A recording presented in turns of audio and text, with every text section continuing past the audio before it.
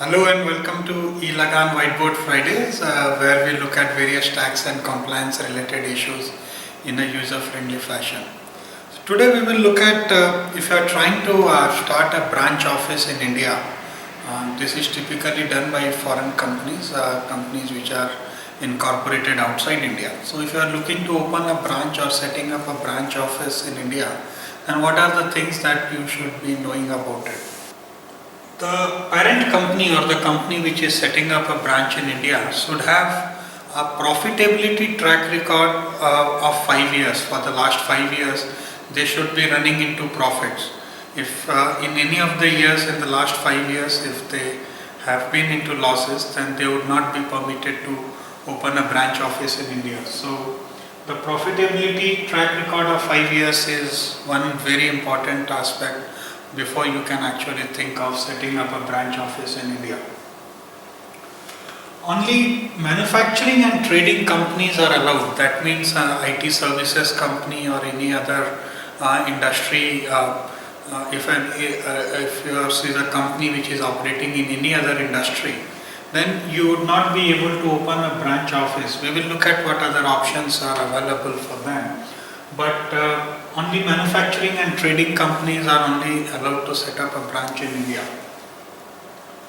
You will have to get an approval from RBI and then go ahead and once the approval from RBI comes, then registration with ROC is needed. ROC is Registrar of Companies.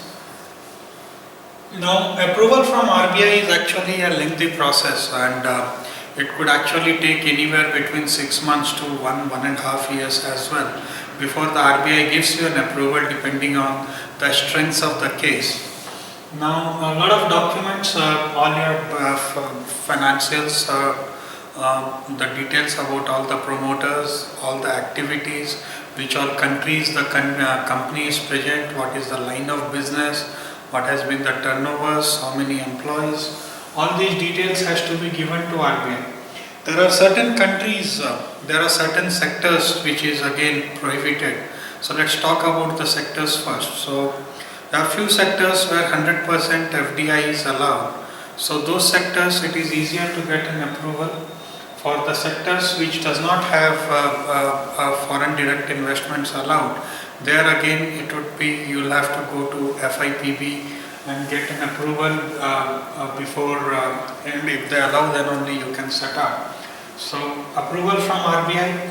There are few countries, especially countries like China, Hong Kong, then there is Pakistan, and there are few more countries.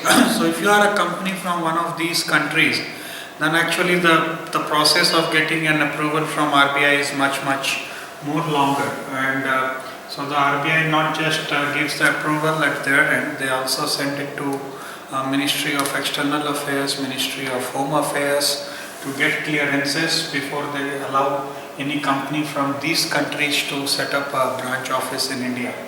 So, but once you get an RBI, then the registration for the proper entity has to be done at Registrar of Companies. Now, once this is done, then you can actually start operating legally in India. So you can hire employees, you can, so you'll have to take various registrations. For example, PAN, TAN, professional tax, shops and establishment, service tax, VAT, depending on what is your line of business. So those are the licenses that you'll have to take. Please look at our other videos where we have explained the license requirements, what licenses should be taken under what scenarios. Now, once the company is established, now the good things is profits are allowed to repatriate. So whatever operations you do in India, if there is a profit that remains in the company, you can actually freely repatriate the whole profit outside India to the parent company. Of course, all the Indian taxes has to be paid before you can repatriate any money. So all income tax or any other taxes which is applicable has to be paid, but it is allowed to repatriate completely. So irrespective of the amount of profit, it is freely repatriable. Transfer pricing could also be applicable depending on the kind of transactions that you have. So any transaction with your parent company or any other group company should be at arm's length pricing. If that's not the case, then it could be like transfer pricing has to be followed. So that norm should be applicable. One important point, so there are two different rates of income tax specified. One is for domestic companies, which is typically any company which is incorporated in India, which is little lower than there is an income tax rate specified for foreign companies.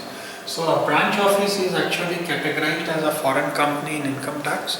So the overall income tax rate would be higher. It is somewhere around 43-45%. So that would be the rate applicable, not 33% rate which is applicable to domestic companies. So this is something that you should be aware of. Now a branch office is allowed to do only a specific set of activities in India.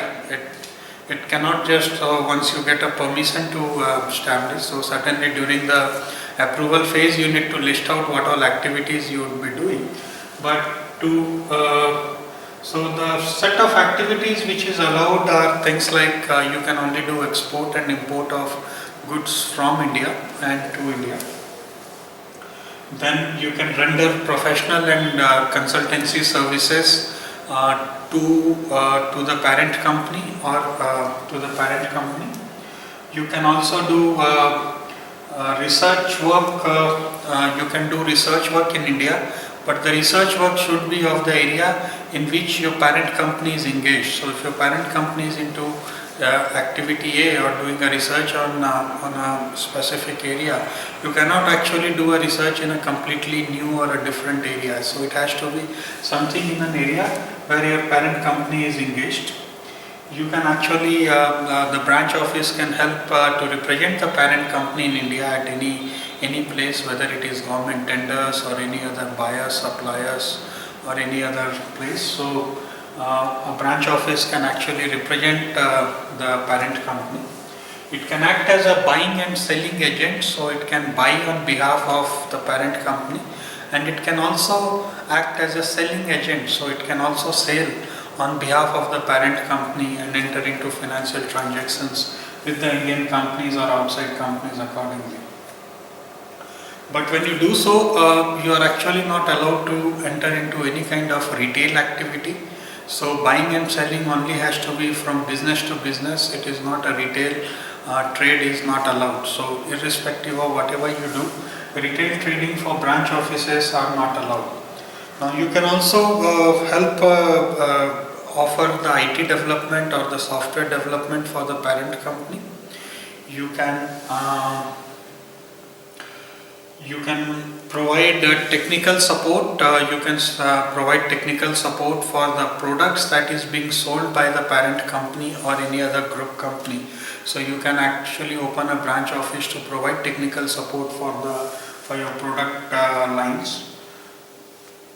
One very important thing, a branch office cannot set up a manufacturing or a processing facility in India. So even if you are a manufacturing company outside India, your parent company's main business is manufacturing, but as a branch office, you are not allowed to set up any manufacturing facility or even any kind of a processing facility as well, whether directly or indirectly. So you cannot invest or fund into a business which is setting up a manufacturing or a processing company. So these are few areas where these are the few activities which is only allowed to be done as a branch office, and even foreign airlines and shipping companies are also allowed to set up a branch office, which actually does not come under this purview of manufacturing and trading, but these are the two other separate lines of business which are allowed to open a branch office.